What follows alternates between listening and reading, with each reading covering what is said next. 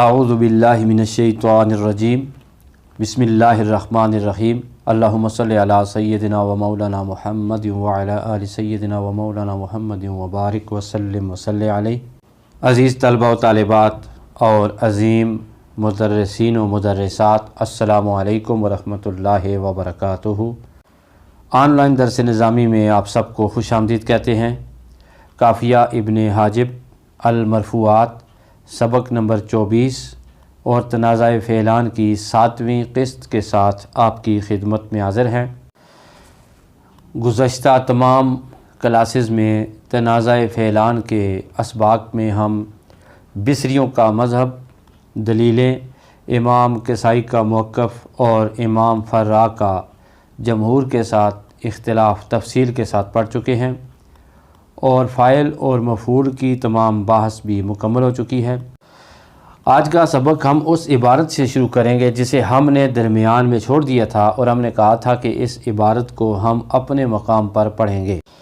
تو آج ہم اسی عبارت اور اسی مقام پر واپس آتے ہیں جہاں سے بصریوں کا موقف اور ان کی دلیلیں شروع ہوئی تھی۔ درمیان میں جو عبارت رہ گئی تھی وہ ذرا دیکھیں۔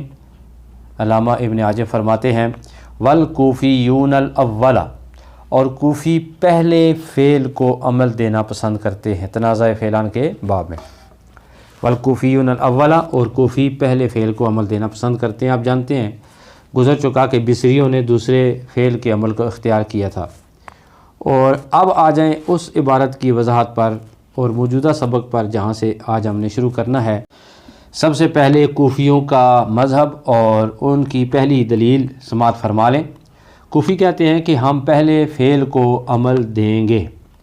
ان کی پہلی دلیل یہ ہے کہ الاقدم فالاقدم، پہلا ہوتا ہے، چونکہ پہلا فعل ہے اور یہ پہلے آیا ہے، دوسرا بعد میں آیا ہے، تو اس کا حق بھی پہلے بنتا ہے، تو ہم دونوں فعلوں میں سے پہلے فعل کو اس میں ظاہر پر عمل دیں گے۔ اب ایک سوال مقدر ہے کہ اگر ہم پہلے فعل کو عمل دیں گے تو دوسرے فعل کا کیا بنے گا، جبکہ دوسرا فعل فاعل کا تقاضا کر رہا ہو؟ اس کے جواب میں علامہ ابن حاجب فرماتے ہیں وَإِن، اور اگر اعملتا، تو نے عمل دیا، الاولا، پہلے فعل کو، ازمرتا، تو لے آ ضمیر الفاعل، فاعل کی، فی الثانی، دوسرے فعل میں، اس میں ظاہر کے موافق۔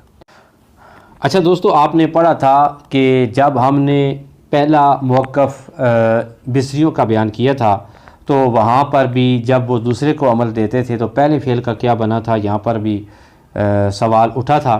تو اس کے 3 آپشن تھے، 3 پہلو تھے۔ نمبر 1 کہ ہم فاعل کا ذکر کریں تو پھر تکرار لازم آتا ہے جو کہ فصاحت کے خلاف ہے۔ نمبر 2 ہم فاعل کو حذف کر دیں تو عمدہ کا حذف جائز نہیں ہے، عبارت میں فاعل عمدہ ہوتا ہے۔ تو تیسرا تھا کہ ضمیر لے کر آئیں، تو یہاں پر بھی یہی تینوں آپشن ہیں۔ تو علامہ ابن حاجب رحمۃ اللہ تعالیٰ علیہ نے پہلے فعل کو عمل دینے کی صورت میں دوسرے فعل میں ضمیر کو لے کر آنے کا حکم دیا عبارت میں۔ کہتے ہیں وَإِنْ أَعْمَلْتَ الْأَوَّلَ أَضْمَرْتَ الْفَاعِلَ فِي الثَّانِي، تو دوسرے فعل میں فاعل کی ضمیر لے کے آ، تو ہم دوسرے فاعل میں ضمیر لے کے آئیں گے۔ اب یہاں پر ایک سوال یہ ہے کہ کیا یہاں پر اضمار قبل ذکر لازم نہیں آ رہا؟ تو ہم جواب دیں گے بالکل بھی یہاں پر اضمار قبل ذکر لازم نہیں آ رہا۔ کیوں؟ وجہ یہ ہے کہ اضمار قبل ذکر تب لازم آتا ہے جب مرجع جو ہوتا ہے وہ ضمیر کے بعد رتبتاً اور لفظاً دونوں صورتوں میں موجود ہو، یعنی لفظاً بھی بعد میں ہو، رتبتاً بھی بعد میں ہو، تو پھر اضمار قبل ذکر لازم آتا ہے اگر مرجع سے پہلے ضمیر ذکر ہو جائے۔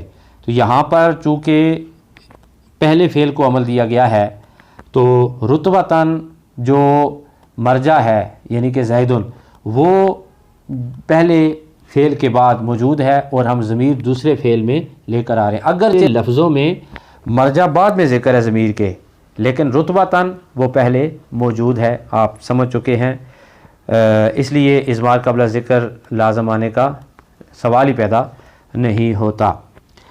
مثال کی طرف آتے ہیں۔ مثال دیکھیں جی، دارابانی و اکرمانی زیدن، دارابانی ضربہ فعل ماضی معلوم صیغہ واحد مذکر غائب، نون وقایہ یا ضمیر متکلم کی، منصوب متصل منصوب معلن جو ہے وہ مفعول بہ واقع ہو رہی ہے جناب ضربہ فعل کی، اور زیدن جو کہ اس میں ظاہر ہے، یہ اسم مفرد منصرف سے ہی فاعل ہے جی، ضربنی فعل اپنے فاعل اور مفعول سے مل کے جملہ فعلیہ خبریہ ہوا، یہ آپ جانتے ہیں۔ اب اکرمہ کی ترکیب کرتے ہیں جی۔ اکرمہ فعل ماضی معلوم صیغہ واحد مذکر غائب، اس کے اندر وضمیر مرفوع متصل مرفوع محلن اس کا فاعل راجع بسوئے زید، نون وقایہ یا ضمیر متکلم کی، منصوب متصل منصوب معلن مفعول بہ ہوا، اکرمہ فعل اپنے فاعل اور مفعول بہ سے مل کے جملہ فعلیہ خبریہ ہوا۔ اب یہاں پر دیکھیں کہ جو اضمار قبل ذکر ہے وہ بالکل لازم نہیں آ رہا، اس لیے کہ لفظوں میں جو زید ہے وہ موجود ہے بعد میں اور ضمیر پہلے موجود ہے، لیکن رتبتاً زید کا جو رتبہ ہے وہ ضربانی کے بعد ہے، اکرمانی سے پہلے ہے، تو رتبتاً مرجع پہلے ذکر ہے تو اضمار قبل ذکر لازم نہیں آ رہا۔ تو اگر اس میں ظاہر واحد ہے تو اس کی صورت یہی ہوگی جو ابھی ہم نے بیان کی ہے۔ اگر اس میں ظاہر تثنیہ ہے زیدانے ہے تو ہوگا ضربنی و اکرمانی زیدانے، اور اگر وہ جمع ہے اس میں ظاہر تو ہوگا ضربنی و اکرمونی زیدونہ، ٹھیک ہے جی۔ اس میں ظاہر کے موافق ہم ضمیر لے کر آئیں گے۔ اگر آپ نے پہلے اسباق اچھے طریقے سے پڑھے ہوئے ہیں، اچھی طرح ویڈیوز کو ملاحظہ کیا ہوا ہے، سبق یاد کیا ہوا ہے، تو آپ کو یہ سبق بڑے ہی اچھے انداز میں سمجھ آ گیا ہوگا۔ اگر نہیں تو آپ سابقہ تمام اسباق کی کلاسیں دیکھیں، جتنے بھی اسباق تنازع فعلان کے گزرے ہیں ان کے اندر آپ غور کریں گے تو انشاءاللہ تعالیٰ یہ سبق بھی آپ کو سمجھ آ جائے گا۔ آج کے سوالات لکھ لیجئے۔ پہلا سوال یہ ہے کہ کوفیوں کا مذہب اور ان کی پہلی دلیل لکھیں۔ سوال نمبر 2، سوال مقدر کا جواب دیجئے کہ اگر ہم پہلے فعل کو عمل دیں گے تو دوسرے کا کیا بنے گا جبکہ وہ فاعل کا تقاضا کر رہا ہو۔ آج کے لیے اتنا ہی، انشاءاللہ ایک نئے سبق کے ساتھ آپ کی خدمت میں دوبارہ حاضر ہوں گے۔ سید دلاور حسین شاہ کاظمی کو دیجیے اجازت۔ السلام علیکم ورحمۃ اللہ وبرکاتہ۔